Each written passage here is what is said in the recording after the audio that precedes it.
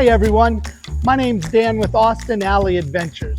You know, I got to thinking the other day, our camper really sucks. But the sad thing is, it doesn't. I'll explain what I mean right after this.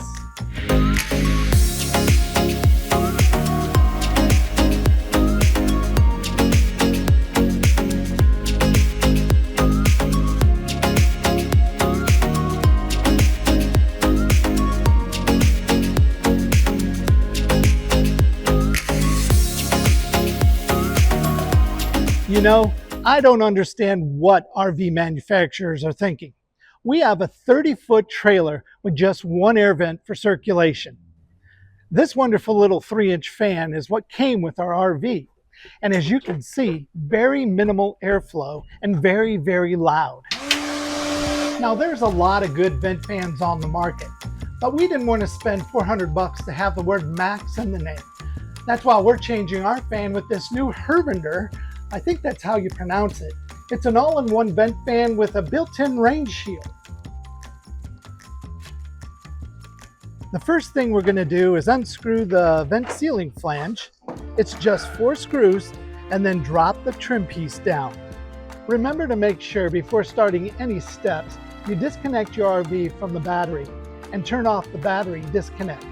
The majority of the install that I'll have to do is going to be here on the roof of the RV. And I first want to start peeling up this die-core sealant that's around the fan we're going to replace.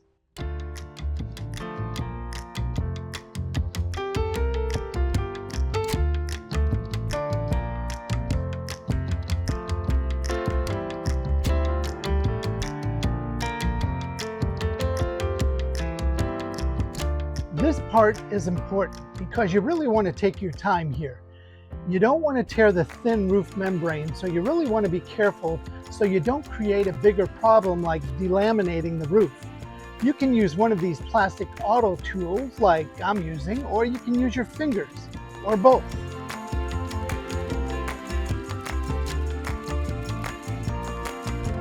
Here's a pro tip when doing this. Make sure it's a warm day or sit your RV in the sun while taking off the sealant, because the heat makes it much easier to peel off. Now with the sealant gone, we can pull the screws so we can get ready to pull the vent fan. Another pro tip, don't immediately pry off the vent fan because you don't want to pull the roof membrane off from the plywood underneath. Doing that would create another issue like air bubbles, and nobody wants that. Now take a plastic scraper and gently go underneath the edges of the fan to loosen it from the roof membrane. You might want to apply pressure to the membrane as you go around the vent.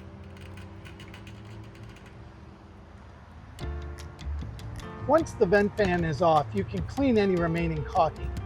It's also a good idea to do a final wipe down with some rubbing alcohol to remove any sealant residue on the roof.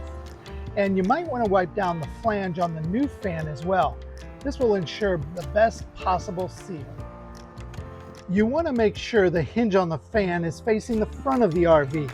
This will ensure you install it in the correct direction. Now you want to make sure the fan is centered in the hole.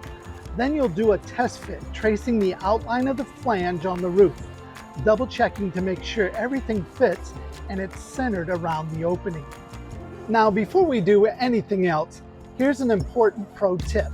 Let's see if the fan works before we permanently adhere it to the roof. Hook up the positive and the negative wires to give the fan power. So let's go down in the RV and hook the fan up to 12-volt power. Then turn the fan on to see if it works. Once we get it centered again up top, then apply butyl tape to the flange, making sure all the screw holes are covered. Don't be stingy with the butyl tape. The more the merrier.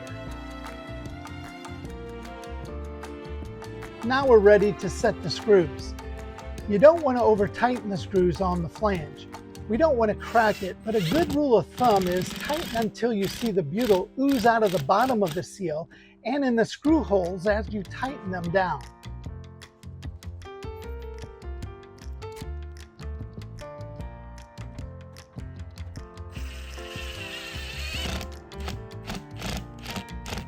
The last step of sealing it up can be done 2 ways.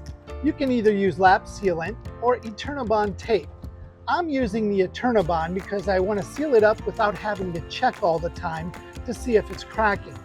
Once you seal it with Eternabond, you won't have to worry about it again. Now that brings us to our last step, measuring and cutting the inside trim. We'll measure the distance on all 4 corners and then add 1/2 inch so it'll overlap into the grooves for a nice clean look when you mount it into the ceiling. Now we're going to do a test fit. If all is good, install the 4 screws. And we're done. Let's test this out. As always, we'll have the links to the video in the description below.